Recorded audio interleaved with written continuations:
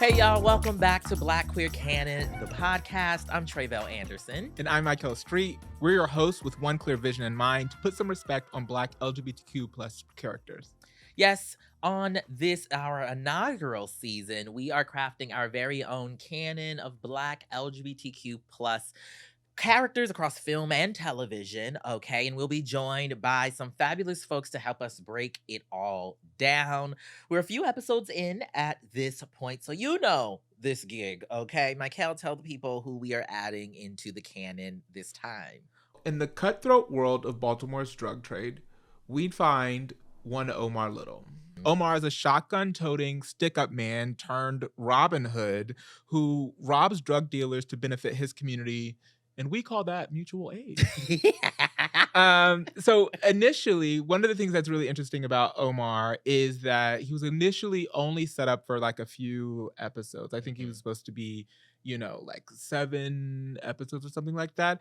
And because of the way that Michael K. Williams portrayed him, the complexity, as well as the fact that he just simply became a crowd favorite, that he ends up getting this quite long and involved arc and becomes one of the central characters of the show, which I think just says something about, whether we want to call it good representation or good acting, right? Like building out this holistic character. But did you feel why, I know you saw the show later, but did you feel why some people refer to Omar as the heart of the show? Absolutely. Absolutely. I think in so many ways, even though Omar is, for lack of a better word, a thug, you do root for him, right? He is kind of, you can tell this like, maybe it's because he's gay, maybe it's because he was raised by his grandmama, maybe it's because of something else, but there is a different way that he carries himself and moves through the streets, as compared to, the other characters. And so I think it was it's quite interesting for him to be described as kind of the heart of the show, considering, that he is, blowing people's heads off, basically, Yeah. and is this like, foreboding presence, if you will, in the community. But I think the reason, right, is because, whereas I don't know that we see this in all the other characters, we're kind of given a reason for all of those things, right? Which, it gives you this sort of anti-hero moment. Another thing that's, I think, important to know or interesting to note about The Wire, right, is that like Omar wasn't just a one-off, right? Like we end up having Omar, we have all of his men, and not to say that, Why you say it like that? Not to say she was a floozy, Okay, but also a serial monogamous, if you will. And we have that, and then we also have these other queer characters, women, right? We have Snoop. Yes. We also have the detective who is lesbian, and she's married, and they're thinking about having a kid, and you know what I mean? I think it's super interesting, and I'm sure for the time was, I don't want to say revolutionary, but a point of conversation that there were so many queer characters in, the streets. Yeah. In this world where even still today, I feel like we aren't often, reflected in. Like, how many, street crime set, thug gangster-esque narratives have we seen? And there are no queer people involved. It's as if we don't live in the hood with these folks, but we do. We are their clients, and sometimes we are them. Well, that's the thing, right? Is if we ever are included, it's generally very tertiary. They're not in the game, right? And which speaks to your point earlier, right, about like this character at least was intended to be short and something that just pops in, which I think might reflect some of these broader feelings about our places in the culture space. and like that. This did not come without its controversy and its time, and I think it's interesting. I was reading some old stuff. That's what she reads. sometimes.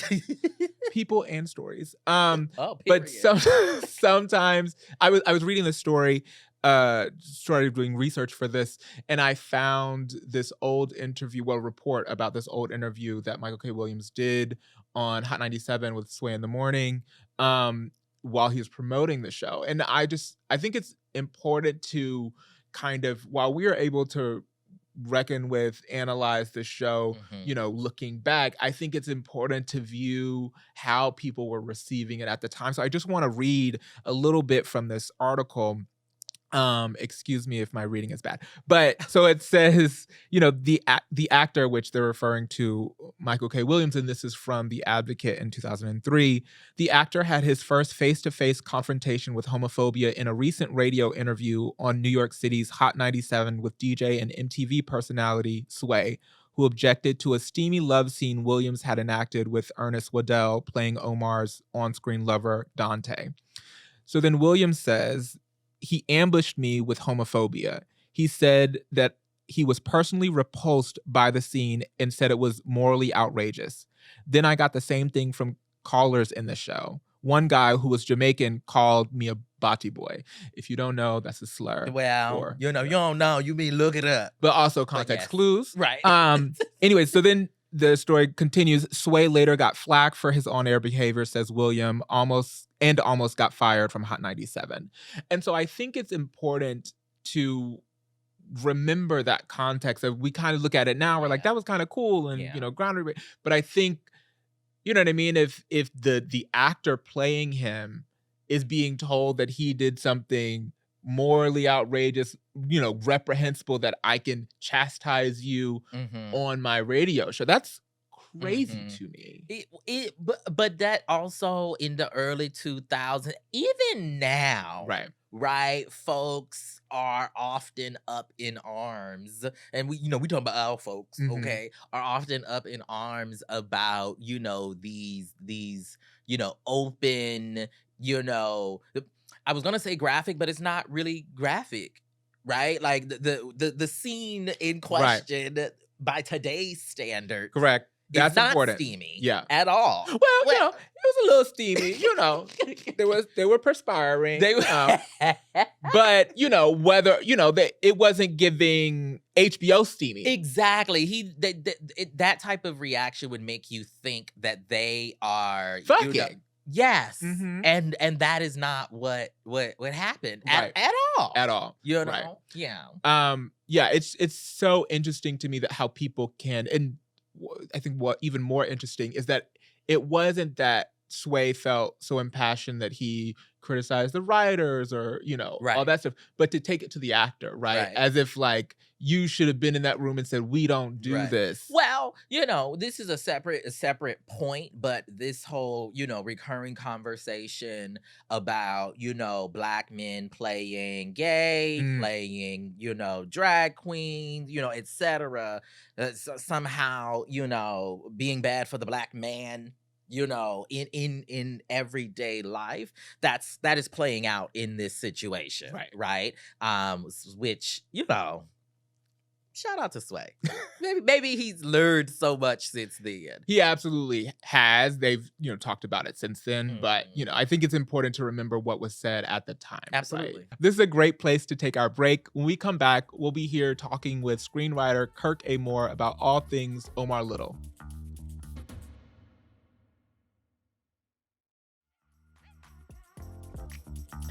Welcome back to Black Queer Canon, the podcast. Joining us to discuss all things Omar Little from The Wire is TV writer Kirk A. Moore. Kirk, thanks so much for being here. I'll say thank you. You can say you're welcome. You're welcome. Thank you. What is it? Yeah, it's both. It's both.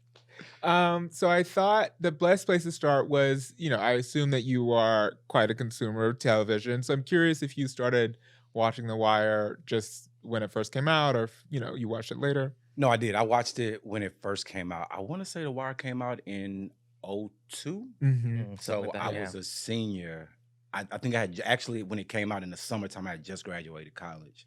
So, so I watched it because I did the HBO thing because I think the year before that, either year before or year after 6 Feet Under came out. So I was already kind of on the HBO train. So yeah. I just The Wire didn't make it to my side of the viewing tracks. I just watched, some select episodes as we were working through this project. And I don't know why it didn't make it to to my viewing. I think maybe I thought it was for the boys, and I was like, I would let the boys have their thing, okay? It was. I mean, kind of, yeah. But in watching it for this, I was like, oh, this is quite interesting here. What about you, Mikelle? I think I watched it maybe during the pandemic. I think. For the first time? I think so. Yeah, because we didn't have HBO. And so then, like, the things that I did watch that were HBO, well, first of all, we couldn't watch a bunch of stuff when I was younger. Then, and we didn't have HBO. And then when I started to watch things, I feel like the first one was, like, True Blood. And then I think more recently, I think it was maybe during the pandemic or right before the pandemic, I bought HBO myself and was able to finally watch. Yeah. And like was watching like too many episodes a day. It was kind of bad. It was bad. But I'm curious, do you guys remember your first impressions of Omar when you were watching it the first time? Yeah. I mean, I didn't know a ton about the show. I'm one of those people who I do like to read reviews, but I'll like read the first paragraph or like I'll read the little blurb. I'm like, oh, they say it's good. Okay. And then I'll go back and then I'll read like what was said after I watch. But I was one of those kids who was very already into TV. And so even in college and stuff like that, I was trying to figure out what I wanted to do. I had started writing plays my junior and senior year at Morehouse. So like I was very much into it. So I always forget you went to Morehouse. Everybody say that. I always forget because people forget I also went to Morehouse. But we'll talk about it later. But sorry, go keep going. Sorry. So yeah, no. I had just met a little dude right after I graduated. So he would come over and then we would watch The Wire. So when we were watching it, and he didn't come on to like episode 3. So when he came in, I'm like, oh, okay, new dude. So I was very surprised that by the end of the episode, when he's, rubbing on the first boy for I think Brandon's head. And I'm like, oh, and then the dude behind him is looking like, wait. And it's like you can see he's clearly comfortable, but the people around him are not. And I was like, oh, wow. They pulled the rug from under me. But at the same time, it didn't feel like a rug pull because it was just so casual. He just coming on the scene and he just sitting in his lap on the stoop. So I was like, oh, that's what they doing with this show. Like different types of niggas. Wait, can I say niggas? You sure can. Okay. You sure okay, can. yeah. So, different types of niggas. So I was like, all right. And so that was that. Because that scene that you talk about in particular, where I guess is the reveal of him and his sexuality, I actually thought, even by today's standards, I felt like, oh, that was cute. Yeah. Like because they're, like you said, the character is super comfortable, even though, others around may not be.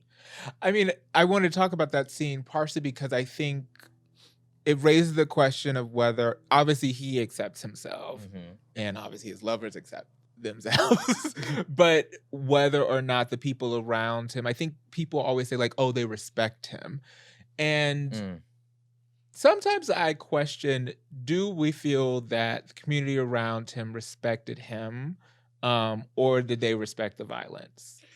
I think it's I think it's both. Like, I think that, well, one, they did fear him, but I do feel that they were confused by him. Like that scene when like he's looking, he doesn't necessarily, at least not to me, he didn't look like he was like disgusted. He was more so like, okay, like, all right, you gonna do this right here in the open. And I'm sure that wasn't the first time it is, but I feel like as somebody like, most of my close, like most of them, but some of my really close friends are straight. And so I'm just like, I'm gonna do my thing. So sometimes they'll be like, oh, okay. And then sometimes it's like, whatever. You know what I'm saying? Yeah. So to me, I didn't think it was like yuck. But getting back to the respect thing, I do, if you look at sort of like both sides, you look at like Avon and then you look at Omar, like those two were kind of like the two big men on like either, you know, either side of the game or whatever. And like most of the people who worked for Avon didn't even see him. They didn't know, like he was just like a name,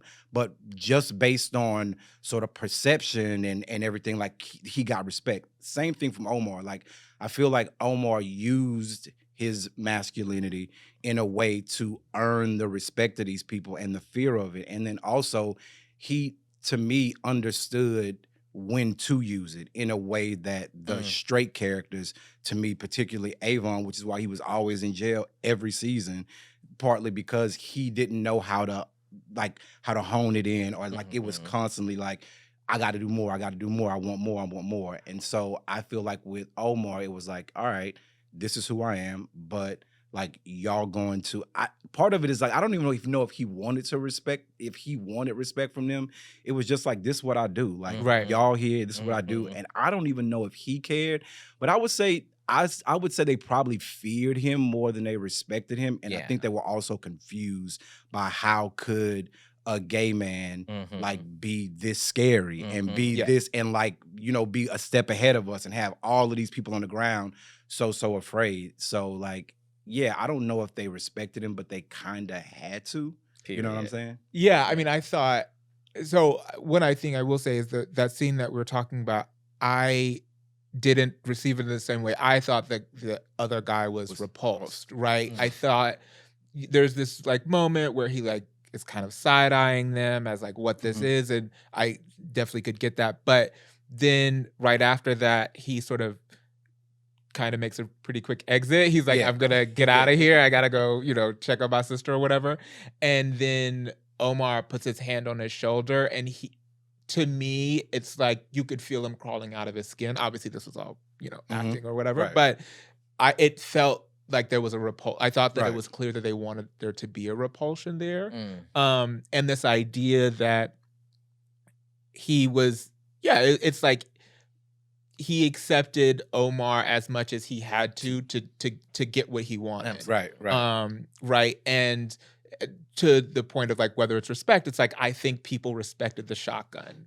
Right, like when you heard the whistle, everybody was running and I mean, you had to respect that. You had to respect that.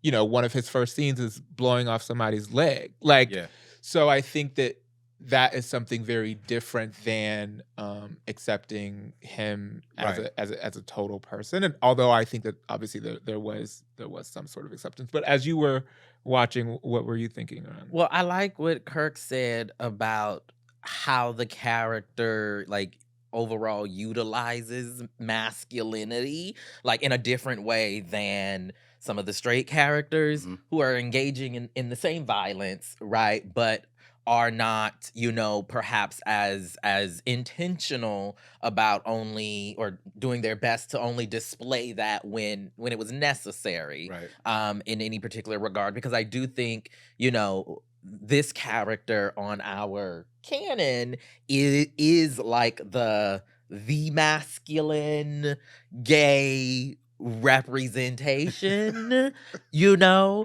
because we don't see characters like this, I feel like, even today. Like we got, you know, a little highlight here and there. A little moonlight, a little bit. You know, every now and again. Yeah, absolutely. A little murder. But even with Lil Murder, he's not out. I mean, that's the big thing to me. Yes. Like a lot of these characters who are typically more, you know, whatever masculine, however you want to call it. Like it is like they're usually like struggling with their sexuality. I'm like, can you let these motherfuckers fuck? Like, can we get past I wonder what my mama think and like let these men? And to me, like that was Omar. Like, you know, he was raised by his grandmother, I think it is. He was raised by his grandmother.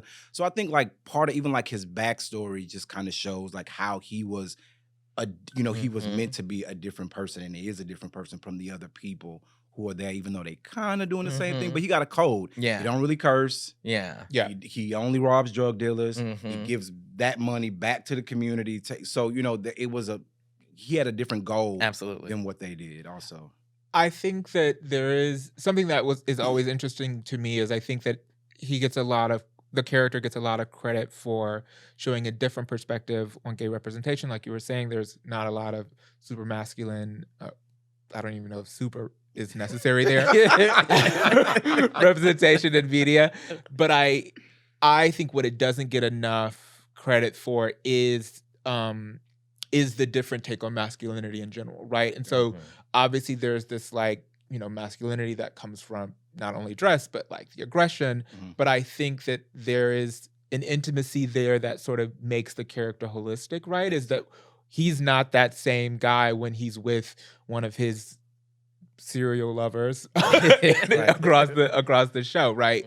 And in fact, that tenderness informs the aggression and the anger, right? Is that much of it is coming out of passion for the community or getting retribution for, someone in his life or something like that, in ways that the other violence from the other characters, from a lot of the other male characters, doesn't have a backing, doesn't have a reason, right? Yeah. And I did find that really interesting. Yeah, I mean, he's the character, oddly enough, who actually lives in his truth more than anybody else.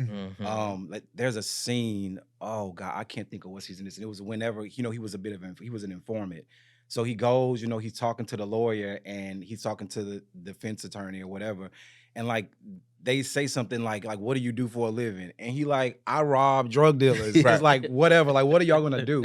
And so like, while everybody else had to hide and had to lie, he actually did not do any of those things. And I feel like, especially somebody who came up closeted, didn't know what to do, like you see somebody like, you're like, oh wow, like you can really do this. There's one of my favorite scenes. I've seen a few people actually write about it, but it's a scene, I can't think of the season yet. Maybe it's 4, I think it's 4, where he's in a bed with Dante, I think it is. And they sleeping in the bed, shots, fire, pow, pow, pow. He gets up, goes, looks out the thing, gets his gun, and then he's like, all right, okay, everything good. Go get some cereal. And then he's like, oh shoot, I ain't got none. So he goes out like in his pajamas. And even though he walks out pretty much as his most kind of authentic self in his house clothes, like leaving, and like he still gets the respect when he goes to the thing. Like people still looking like that's Omar, but he don't have his gun. He don't have his that big jacket, but he still sort of commanded that type of respect. I think by that time, like, he was kind of, he was a bit of a, like the talk of the project. So, but like that scene always sticks out to me because I feel like for many seasons we did get to see like how those worlds were separated. Like you're saying, we get to see the tenderness when he's with us, and like that was one of the times where we get to see him being like, well, you know what, hell, and he didn't bring his gun. And I thought that, to your point, like where you're like that they respect his gun or not, I think that's what made me even think of that scene, is like that was the time he went out there, he knew he could have got shot, he was completely, and he was there, and the community didn't fuck with him. They actually dropped them drugs down so he can take them back. So I don't know. I mean, I've watched this. Clearly, y'all see I've watched this show a lot of times. I love it. I watched this show a lot of times. So, but like those type of scenes stick out to me in the way that the show handles sort of the juxtaposition in between like masculinity and vulnerability, I would say. And it does it well. And I will say, spoiler alert, he does get killed in season 5. Right. And I will say in season 5, that was a time that he actually lost sight of who he was, and he actually let his sort of toxic ways, his toxic masculinity, his anger, his revenge drive him. Before, like, he'd be plotting and planning in the whole season 5. He out there like, where's Marlo? Where's Marlo? And it ultimately leads to his end. And I know people were really mad about the way he died, but I actually thought it was great. But that's no, I mean, I was gonna ask, since you brought it up, about how you felt around his death. Some people felt that it was not, if you guys don't remember, some people felt that it essentially was anticlimactic, right? Is that like you had this character that was such a legend, who dies in such a casual way. And so, yeah, I didn't know if you had particular thoughts around it. I mean, to me, it was like, there's a couple of things. when they first happened, if I remember correctly, I was like, like, wow, they just dropped him like that. But I think that's the point of the show also. Mhm. You know what I'm saying? Like, that's the point. Like, anybody can go at any time, Anytime. in any way. Yeah. But then also that the little kid is the one who killed him. Like, to me, it just says something about the way the sort of like namesake works in the drug game or in the Mhm. projects where they were at, in terms of like this kid. Two things happened. He died and he became a legend because they were talking about it, said he was shooting with the cops. Like, they made up a whole story. And then ultimately that kid gets to say, I killed Right. Omar. Yeah. And like, now I'm the man. Yeah. You know what I'm saying? And it's so I think it's partially like when we're talking about like masculinity, I think that's part of it, is that like this kid wanted to prove to people, even at that young age, how big of a man he was. And who do you kill? The one person that nobody could. Right. You know what I'm saying? So like, if you think the wire 10 years from now, that kid is either dead or he's probably running shit. You know what I'm saying? Certainly. Yeah. Certainly. For sure. No, I think that's a thing that audiences wrestle with a lot, is whether or even if what happened feels right contextually, right? That like, this is how it works. Yeah. You know, just because you're a big person doesn't mean you get a big death in real life. Yeah. Like, the two things are but not. they wanted the TV moment. Right, they want did. the like, especially like after like, you know, like season 3, we got to see him kill Stringer Bell Mhm. and all of that. So you thought you would get that big moment between him and Marlo, but like that's just not the way it happened. So I could see you being let down a little bit, especially. But if you just look at even the way the show went, it went from this. First season was one thing, then second season is like, we're on the docks and we're in a new POV. And so it's like you had to just know. Then third season was, it kind of got back to the streets, but it was more operatic than they did the school. So it was a show where you kind of didn't know what was going to happen. So I probably was mad about it at like 22, 21, but like I could appreciate it now. As a writer. Look, especially as a writer. Especially as a writer. So one of the things that Michael K. Williams did an interview. No, I think he wrote it in his book. His book. Is that he had been sort of pushing them to go further in terms of intimacy and sexuality with the character, and that, if I'm not mistaken, that like originally there wasn't even a kiss that was between the him and his lovers, right? It was a lot of, I think they described it as like lip brushing with the fingers and like all these other things. Rubbing his hair. But there was never any kisses, and the first kiss was something that the actors decided to do that was not written, and the directors just allowed. And so I'm curious if we felt that Michael didn't feel like it went up far enough. Do we felt like it went far enough, particularly for when it came out? I would say, I mean, for when it came out, you know, maybe. Fine. Yeah. You know, fine. Right. You know, for when it came out, particularly for that character. But I will say, like, on 6 Feet Under, we had the black cop Keith, who was there, and they was fucking on that show. Like, they were getting it on that show. So, but I do think that, like, you know, to your point about that, you know, Michael K saying that, like, he was like, yo, like, everybody else is doing shit. Like, we got this gay character. Right. Like, why not? But I think also part of that, I want to say I read somewhere a while ago, like, he was only supposed to be, he was only supposed to have a seven episode arc. So he was supposed to come in 3 and then leave.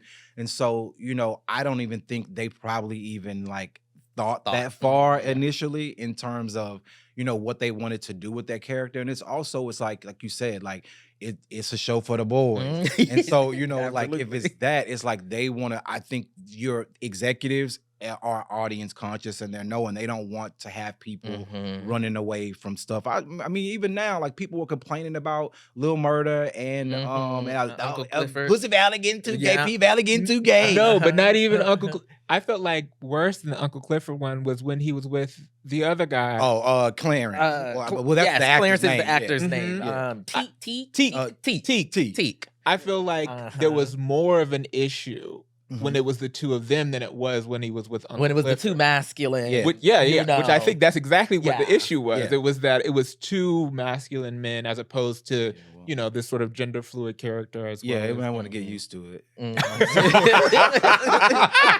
Everyone want to get used to that. It's, you know, especially if I'm at work. So like, period. Okay. but like, you know, again, I think that for the time I could appreciate it. I'm sure, you know, Michael K was like, I want to do more. And then I wouldn't be surprised if David Simon was like, you know what, why not? But like, I do also know there are other people who are thinking about the people who are paying to, especially at the time, it was, you know, it was just pay cable. Right. And so it's like, we don't want to lose people. We don't want to lose the audience that we had. It's sad that that you think that like, oh, we're going to lose black men from watching like one black man on a show of mostly straight black men, make them not watch it. And that's just a whole other thing. It's like, it's very interesting, like the way sometimes people, it's like, it's not even that like, I don't even think at this point is that like, being effeminate is the thing. It's almost just like the idea that a gay man is in a space, whether he's masculine or feminine or whatever, it's emasculating. Like him just being in the space is emasculating. It's like, so what do you do with that? It's like, motherfuckers, we gotta live. So it's like, if you first used to hear the thing, oh, they're you know, they're trying to act like women, or they're, you know, or they're extra, and it's like, okay, well, now you see somebody who acts like you or behaves like you, and now you don't even know what the fuck to do with that. So then what do you want? You just don't want us here. You know what I'm saying? So I just want to say they could have. I agree with you for the time period. It was quite progressive, but I do remember watching and being like, "Oh, you was almost there. Like you almost gave me my life, right?" Know? But you know they pulled back just a little. We talked a little bit about P-Valley, and I wanted to go back to it. Yes. Do we feel that Lil Murda is, you know, a spiritual son to Omar Little? I would say probably yes, a little bit. I mean, it's interesting because, you know, with Lil Murda, he's not out and he has a profession where it's Omar, so they have that difference. But I think in terms of just someone who on the outside presents one way, and Lil Murda, shoot, I would say he's more sensitive than and more vulnerable than Omar, and we got to see more of his actual like life in terms of that. So, well, I'll just jump in and say I do think that to your point, Omar was comfortable and open. Yeah, you know. Currently, with where P-Valley is, Lil Murda is not, or is coming to. I mean, he's in front of some people. We're seeing an unfolding happening right now. I feel like at the end of the last season, and I'm sure they will develop more into that as the new season comes. But I do feel like, in kind of a general sense, in thinking in kind of an archetype way about the kind of archetype that I think Omar represents, Lil Murda is, you know, in the family, right? In some way, shape, or form. I would say when I think about a character that I would probably compare a little more to him is Sharon. Even though because when we meet him at the end, he's, you know, he got his grill, he's doing all this thing, and they go in the room, we don't see what happens, but he ain't out, right? You know what I'm saying? You know, he's still not out. Mikelle hates Sharon. That's not. But I do have a very specific sort of feeling around that, and generally try to be very careful with how I'm framing that character, because I think that Black men should be able to figure out, is that something I like? No, it's not. And that does not make it a gay story, because they're trying to figure it out. Right. I mean, obviously I think that applies to all men, but I don't care about the rest right now. So, so that's how I feel about that. But going back to the comparison of Lil Murda and Omar, I think that they are in the same family, but I also kind of think that they could be the same character at two very different points in their lives, right? Is that I do think one of the things that I loved about The Wire is that Omar does not have any issues with his sexuality. This is not a coming out narrative. This is not, you know, trying to wrestle with his sexuality. He is very sure of it and of himself. But does that mean that he wasn't, when he was, you know, Lil Murda's age, figuring that out, Right, and he went through that process to get there. I think that there's a possibility that they can be very similar characters. I do agree with you that we see a lot more of the tenderness and this kind of varying sides of Lil Murda, but I also think that that's partially because he has more screen time, so we have more opportunity to see that, this multifaceted character. I don't know if I'm gonna write it ever, but I had the story I wanted to write called sort of The Three Faces, which was, dividing. I wanted to write this profile essentially about the actor, but then also the Lil Murda, and then also what's his legal name? I can't remember. J. Alphonse. No. The character's legal name, Lil Murda's. Oh, Lil Murda's they real sometimes name. right. They sometimes it's like Jaquez. I don't remember. Anyway, something black, but thinking something real black. but thinking about the difference because that's essentially Between what those happens, personas, right? yeah. Is Lil Murda as a rapper, not that he's a poet. You know what I mean? And so like there's a distinction between sort of this, for lack of a better term, drag that he puts on as his performance and as his public persona, as opposed to this other character, which I think that also Omar had, right? Is you had this intimacy with his partners and then you had on the street the Omar with a shotgun. So right. So, I do think that what's swirling in my head is the comment you made about both of these characters being at different, like representing different places on a trajectory for a kind of individual. Right. And that is, I think that's really good, because we do see Lil Murda at a different place than Omar is, but I feel like you could logically be like, oh, in X amount of years, Lil Murda becomes, an Omar like, perhaps, we'll see, presence, in terms of kind of squaring with his personal identity as well as his, perceived role in the community. Right. I mean, it'll be interesting. I'm kind of interested to see what they do, because we now have, successful, gay rappers, you know what I'm saying? So it's like, it would be interesting to see them explore what that would look like with somebody like Lil Murda. So, I'm very curious, especially after the way it ended last season. Like, is he gonna like do it? Right. I'll say this one last thing. I love Lil Murda. I love P Valley, all that kind of stuff. But something that I did think was super interesting was what I was talking about before around what I perceived as the difference in reaction to Lil Murda and Uncle Clifford versus Lil Murda and Teak.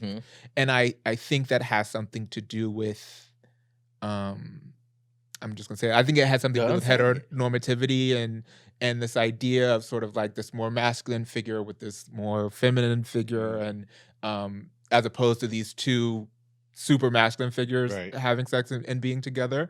And so part of me, the girl's gonna hate me because everybody hates a mask for mask, but part of me is like, but that would be interesting to see, because I don't know that I have seen many of those couplings on screen. Generally, there's a type of what I call homonormativity to the couplings on screen that we see of gay couples. There's a general, more masculine of center and a more feminine of center. And I feel like we all know that that's not necessarily the case. I think that to your point about like how the reactions to Murder and Teak was actually a little bit more like, oh no. But I think that has to do with this thing of like, people almost feel like you're putting two men who look straight on TV to convert straight men. Right. It's like, no, there are actually gay men who present just like you. You need to get over it. And that's just what it is. And I think that part of it is like, could that be me? could that be my son? Mm-hmm. Could that be my dad? You know what I'm saying? So there's a little bit, because it's like the idea, like we went through the whole DL thing and like women being tricked. Mm-hmm. But I think there's a thing of like men feeling like they are being tricked. Like you meet somebody and it's like, oh, and they're like, I didn't know you was gay. Well, it wasn't important. I don't want to fuck you. So like there was no reason for me to tell you that unless you asked me if I was. You know what I'm saying? So there's a thing of like, oh, well, like you should have told me that. Oh, and it's like, no, I actually didn't. You didn't tell me you were straight. Mm-hmm. You know what I mean? Yeah. So I think like putting when like Bootsy was on there talking about Lil Nas X or whatever, and it's like, yo, you have a daughter who is queer also. You know what I'm saying? And so it's like, and they're like, oh, they're trying to put this dude out here it's like, no, they're actually rappers, even, back in the day, whatever, who are gay, not out, you know what I'm saying? Singers who are gay, not out, and they go with the flow. And it's like, and those dudes know that. Right. Like, they know that, you know what I'm saying? So it's like, again, like the mere thought of that person being in their environment, I just think is off-putting. And as opposed to, it's like, it used to be like, oh, they feminine, they trying to make men look soft. It's like, okay, so now this person is not making men look soft, but now you're saying that this person is trying to recruit other black men. It's like, so you can't win. So it's like, it goes back to what you said earlier about just the very fact of the character being gay is deemed as emasculating to the black man, but for some reason everybody is interested in who doing the bending is what I think is going on when they see the two masculine. Because when you see a femme in a mask, everybody at least assumes who is whoop-de-whoop-whoop. But when you see two boys, it's like, how'd that work out? I think that's what people be up in arms about. Just, disconcerting, in their spirit. Yeah. I'm sorry. That's what trying to hold it in. That's what I think be happening because we were talking about before we were recording that with Omar's character, right? There was this whole situation with Sway and this interview. Oh yes. Explain the situation, Mike. Oh, so I'm trying to find it, but basically, in 2003, I think Michael K. Williams did an interview on Sway in the Morning, and in the interview, Sway kind of attacks him for playing the character and how sexual it was, and and all these kinds of things, and to your point, he was sort of saying it was like morally repulsive and like all these things, and it's to your point, it was like you're just upset to see it, like you're getting that upset by just seeing this, that it exists for people to view, is so alarming to you that you would, harangue an actor for portraying this role on screen, which I think, goes to a greater conversation about, which I think is kind of undergirds what we're all talking about, emasculating the black man and, blah, blah, blah, blah, blah, like all of that, which another podcast, another time. But yeah, it's so interesting how personally people take these roles when they're not them. Instead of just saying, oh, that's not me, you know what I mean? It needs to be this can't exist. Well, it's because partly it's like, take Omar, for example. When you first watch it, depending on who you are, like you identify with him. It's like, oh, he on the street, he this, he that. And then you're identifying with him, like, oh, wow. And he knocking off Avon's dudes, like, oh, this is like our Rpbin HOod. And then all of a sudden, Rpbin HOod rubbing his little light skin boyfriend head, and you like, wait. And now I feel like for them, they're now questioning that, like, how it's like, one, they tricked me. You know what I'm saying? And then the other thing is like, well, like, how can that be? Like, could that be my homeboy? Could that be? I think that it gets to be like they get weird feelings. I don't know where that comes from because I just feel like if you're secure, you're secure. You know what I'm saying? But we see it all the time, like with this, again, like whether it's a feminine character, whether it's you get the same thing. Absolutely. Just say it in a different way. You know what I'm saying? I think, just a small tweak on what you said. I think that some people identify, but I think sometimes what's even worse is they find the character as something not only that they identify with, but they aspire to be. And so then when they find out they're aspiring to be a, excuse my French, a sissy, they're like, okay, that's not, you tricked me. You tricked me. Right. I said I wanted to grow up and be a sissy, you tricked me. And like, that's the issue. Yeah. So, but I actually think that's probably a good place to With that, Kirk, thanks so much for joining us. We really appreciate it. Thank y'all. This was cool. This was really cool. I told you it'd be easy. Thank you so much to our guest this week, and thank you for tuning in to Black Queer Canon. Make sure to subscribe here on our YouTube channel and check back next week for our next episode. Black Queer Canon is a production of Slayzhon. It is created, hosted, and executive produced by Mikelle Street and Tre'vell Anderson. Chris Rodgers is our associate producer and editor. For more Black Queer Canon, visit us at blackqueercanon.com. You can also follow the show on IG at Slayzhon and subscribe to our Slayzhon YouTube page to watch the video versions of our episodes weekly. Black Queer Canon is supported by Critical Minded, an initiative to invest in cultural critics of color, co-founded by the Nathan Cummings Foundation and the Foundation.